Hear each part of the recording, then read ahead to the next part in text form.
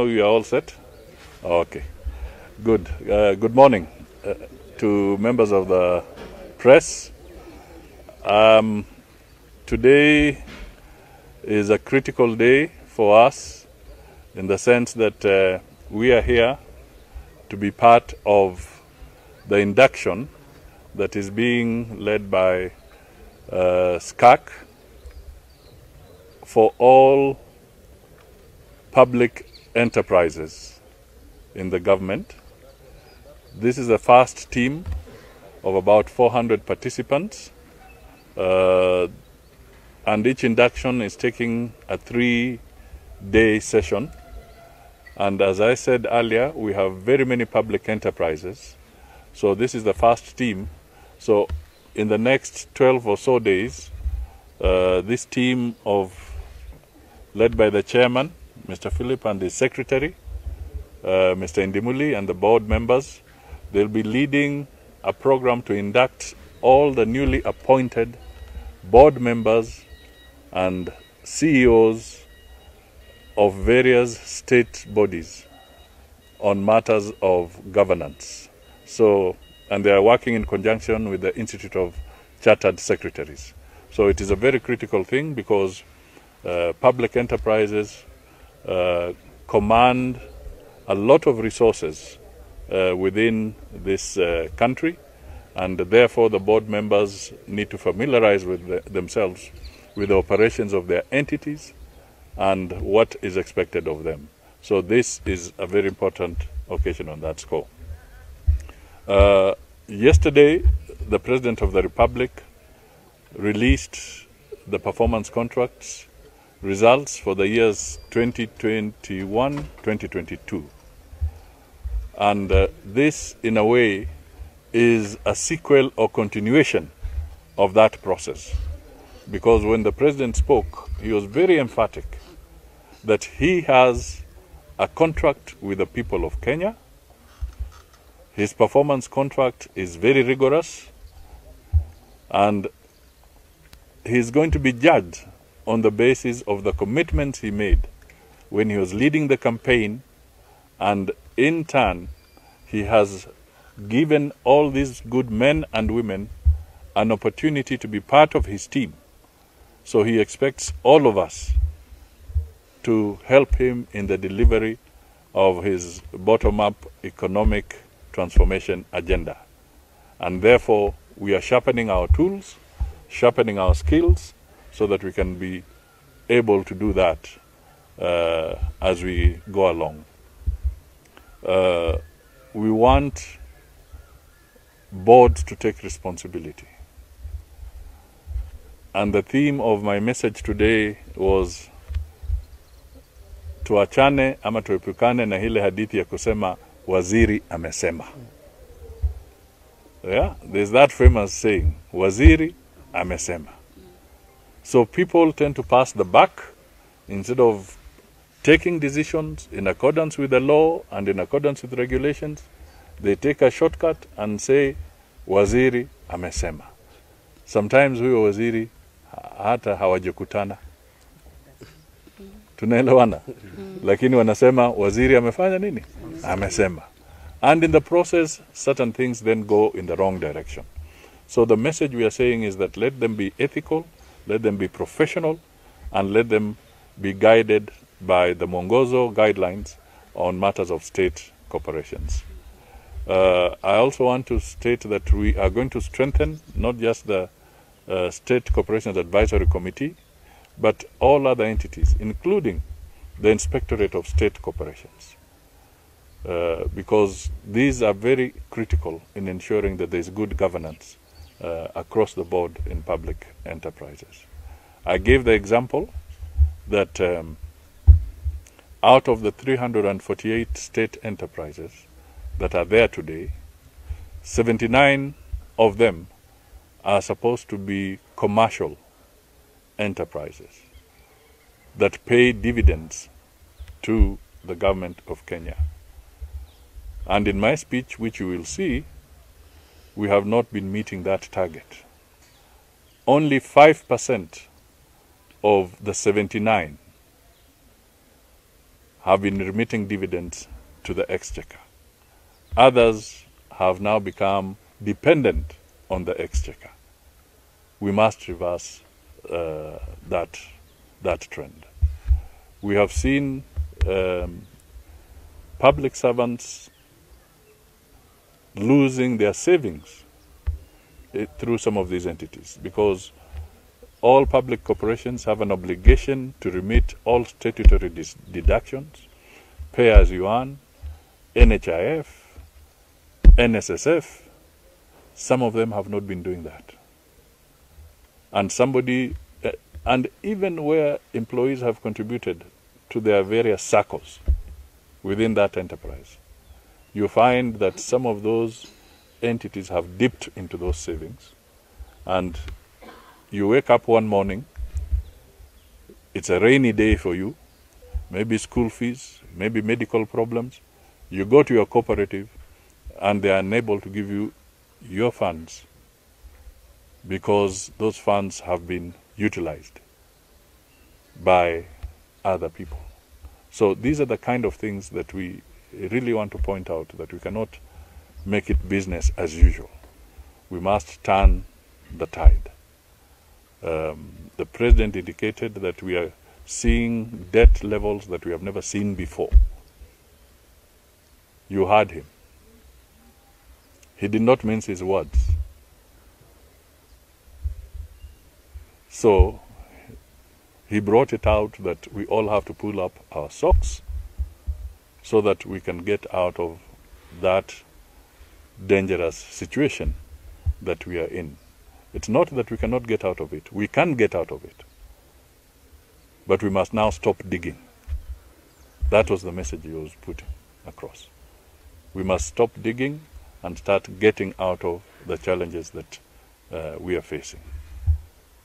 He indicated, for instance, pending bills are very high,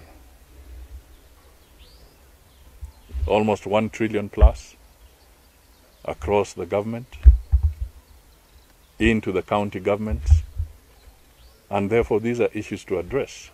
And as I was speaking there, I was also pointing out that a vibrant economy is also dependent on a government that is also honoring its obligations.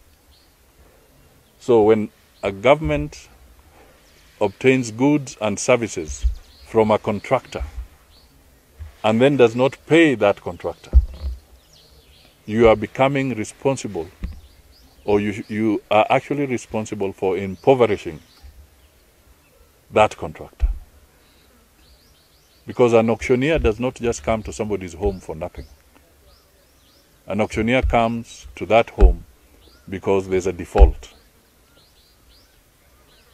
So we must ask yourself, when public entities fail to pay their service providers, what are they doing to the state of this country? They're impoverishing Kenyans. The government of the day is supposed to serve and support its citizens to make money and to move forward and to grow the economy. The government of the day is not in the business of impoverishing its citizens.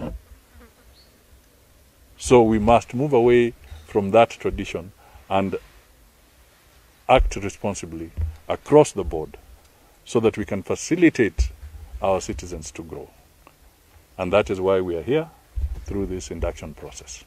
Asante sana.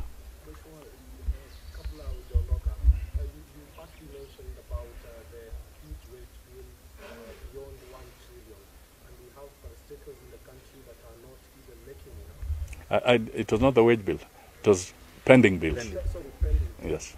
So in the same regard, do you find that it is time that we reduce some of these bodies so that we can reduce this burden on the common mwananchi? It is inevitable that somewhere along the line, as government, we must rationalize. Because are we duplicating? Are some of the entities actually duplicating functions? But that is something that must be done professionally and systematically, and then we can pronounce ourselves to the Kenyans as we go ahead. But clearly, when I spoke to the PSS a few weeks ago, I think you captured it.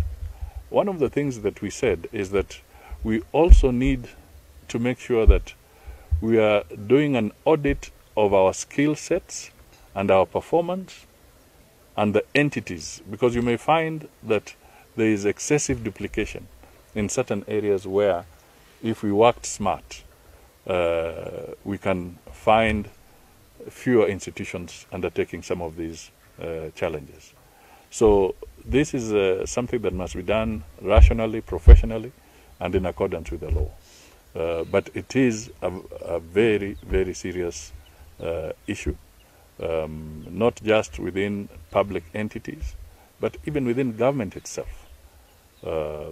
We need to rationalize that. And I gave an edict to the permanent secretaries to clearly look at their respective departments, state departments, and see where there is duplication and where there could be some synergy which can be put together so that we bring efficiency to the table.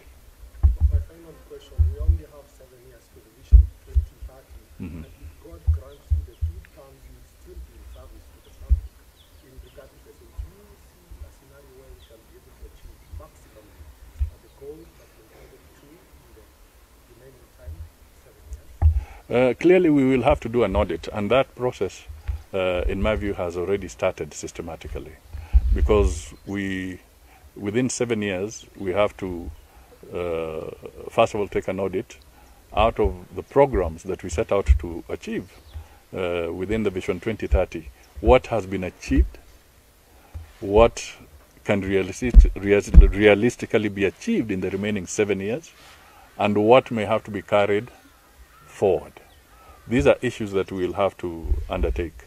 And obviously, right now, the experts in government and these institutions have started thinking about 2063, when Kenya will be 100 years old.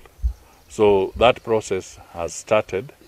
It may not be visible openly, but it is being done professionally by various departments, particularly spearheaded by the Department of Planning. That is really their core aspect, to start the preparation and an analysis and an audit of where we are since Vision 2030 was launched and what we need to do. In some instances, the priorities may vary as we go ahead. Thank you. Thank you very much.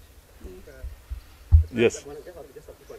On each of the pending bills, the 1 trillion pending bills, do you have any plans of the government that offsetting those bills and of the state corporations that are not performing? Maybe what action do you plan? First of all, on the pending bills, I know for a fact that a committee was set up and it took stock of all these bills and it made certain recommendations. But it also calls for an audit, because as much as we may talk of the figure of about 1 trillion plus, we also have to go through a verification exercise. How much of that is genuine and how much of it is inflated or concocted? Yeah, so those details must come out. All right, but on the figure, it's there. Now, apart from that, we also have the challenge of court cases where awards have been made. You know, so it's quite a challenge. Yeah, I'm talking professionally, but this is from a political perspective. When you see people walking in the streets and sometimes shouting, in all sincerity, do you think that the government of Kenya could have accumulated bills of 1 trillion from August last year to this time? Is it possible? So we are carrying a skunk from another, if I may use that word. We are carrying a skunk from somewhere else. Because it's not a bill that has accumulated in the last 6 months. Yeah? It's an accumulation of either commissions or negligence or omissions, and it has now blossomed. Yeah? It is now full blown. So we need to find a way of treating it, and it has to be done professionally. All right? When we talk of the public debt that we are grappling with, on a serious note, has this government executed any external bill at this point in time? No. They have not. All right? Apart from programs where you're talking with the normal World Bank or the normal IMF partners and the other development partners, where maybe certain commitments have been made over time, you cannot say that this government has gone and already signed huge commitments. This is the famous story of the person in the street shouting thief as he runs away, when in actual fact he's the guy. He's the fault guy. But he specializes in running in the streets and saying thief, thief, thief. So we have a country to build. We want to move forward. And we have said, I've given you that perspective, but it's not about the end game. It's not about the blame game. Rather, it's about the end game. And for us now, what we must focus on as a nation, because we were voted in, is to repair the damage and then move forward with more progressive approaches. So, as much as we have spoken to it, we cannot continuously look at the past, and we now have to sort it out. Yeah? We were voted to sort out Kenya's problems and to push the country forward. That is what we have to do. That is the business we have to do. The only thing I was trying to say, but please put it in perspective as members of the media. You know, you are very important. You are very important players in getting people to appreciate where we are, how we got there, and where we should be going.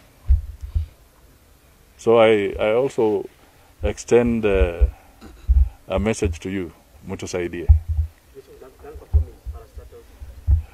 As I said earlier, and in my speech you will see, I did highlight that there will be a professional process. There will be a professional process of evaluating who are the non-performers and who are performers, and then corrective action will be taken. Asante. We'll share the speech. Thank you so much. Asante. Thank you. Asante sana. Asante. Thank you. Asante sana. It's good. Okay. Breakfast somewhere? Yeah, we can have a cup of tea.